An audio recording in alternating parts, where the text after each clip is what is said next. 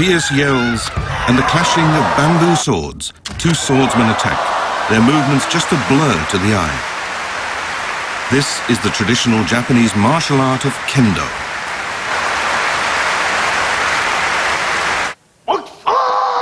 The aim of Kendo is not merely to defeat your opponent, it's also a way to train your mind. In the days of samurai warriors, mastery of the sword was a matter of life and death. That unflinching spirit remains undimmed in modern-day Kendo. Fighting with just one arm, this man puts in long hours of training. It will make the difference between victory and defeat. Now Kendo's going global, and practitioners from many countries gather for the World Kendo Championships. On this edition of Begin Japanology, we introduce Kendo, the way of the sword that has kept alive the traditional samurai spirit.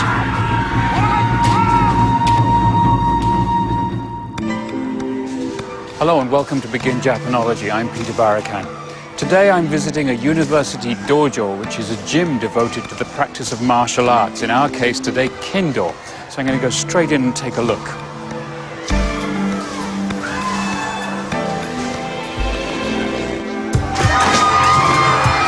Wow, this is a bit overwhelming.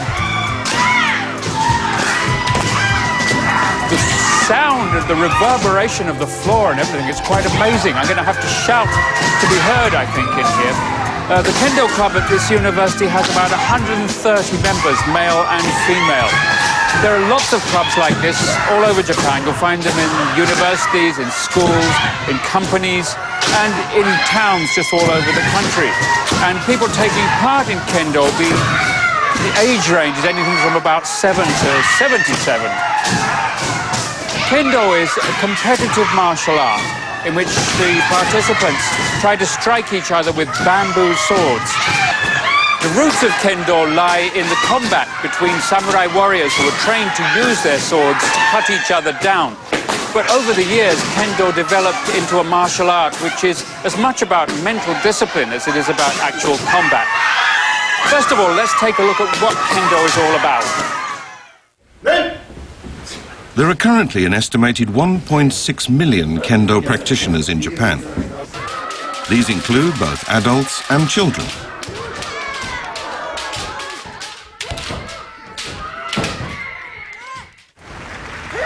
Kendo is a one-on-one martial art.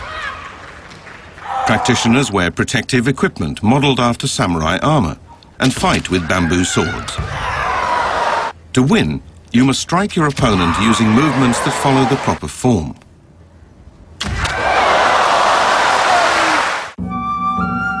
Special clothing and protective gear are worn. The basic clothes are a jacket and wide pleated trousers. Kendo bouts are fought barefoot. Over this outfit, protective equipment is worn. The helmet has a rigid metal grille to guard the face. The rest of it is made of thickly padded cloth.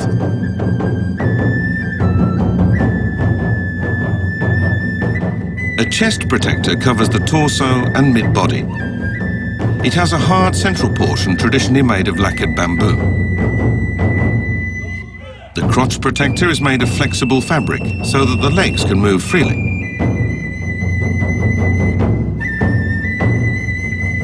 Protective mittens cover the hands and wrists. These are constructed of multiple layers of cloth and leather and are designed to allow the hands to move easily. The weapon used in Kendo is a bamboo sword called a shinai. Modelled after the swords used by samurai warriors, it's a hollow cylinder made of 4 shafts of split bamboo. A binding cord runs the length of the shinai, corresponding to the flat top of a sword blade. The opposite side is the striking edge. Here's a Kendo bout in action. This was the final of the 2008 All Japan Kendo Championships. Usually bouts last for 5 minutes, but in this tournament they are 10 minutes long. One competitor fights as red and the other is white. Landing a perfectly coordinated blow on the opponent is called ippon, and scores 1 point. The first to score 2 points wins the bout.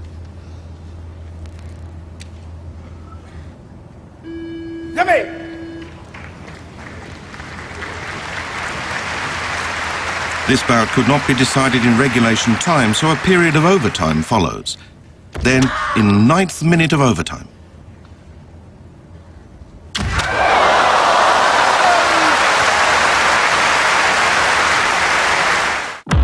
White strikes a brilliant ippon. It's the winning blow. Besides needing speed, fighters must also make the correct movements and loud yells.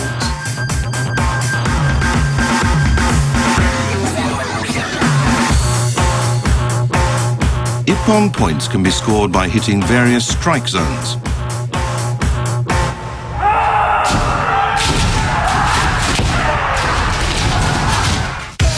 First, a blow to the head, a technique called men.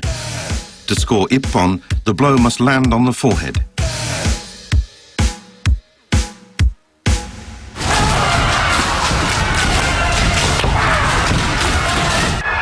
The second strike zone, known as kote, is the forearm or wrist on either arm. Third is a blow to the trunk, called do. This requires the shinai to be swung down at an angle. Striking either the left or right side scores ippon, but hitting the center doesn't count. The fourth strike zone is the throat, or tsuki. This requires a thrust to the center of the throat. It's a small target and potentially dangerous, so this is an advanced technique. But just making contact with the sword on one of these areas is not enough to score ippon. There are 3 conditions that must be met for ippon to be awarded. These are known as ki-ken-tai, or spirit, swordsmanship, and stance. Ki means spirit or will. This refers to a blow struck with spirit, indicated by the fierce shout as the blow lands. Next is ken, meaning swordsmanship. To score ippon, the correct part of the shinai must strike the target, close to the tip and using the leading edge opposite the binding cord.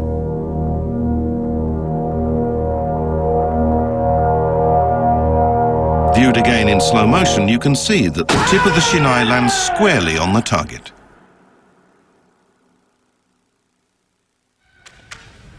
Third is tai, or body, having the correct stance. At the moment the blow is landed, the legs should be open in a long stride with the arms extended. Having landed the blow, the attacker does not relax. Full concentration is essential at all times, so the fighter must assume the correct stance. Ki, ken, tai, spirit, swordsmanship, and stance. In Kendo, each of these 3 must be right for ippon to be awarded. It's not just physical strength that's valued in Kendo, but also mental strength. There's one kind of Kendo training that's called tachikiri, in which a combatant fights a series of opponents continuously for 3 hours. Because there's almost no time to rest, this is a highly grueling form of practice. It pushes people to their limits, but imbues them with deep mental strength. On this occasion, 3 men and a woman are undergoing this intensive training. Sometimes they fall down or develop leg cramps, but all 4 make it through the full 3-hour session.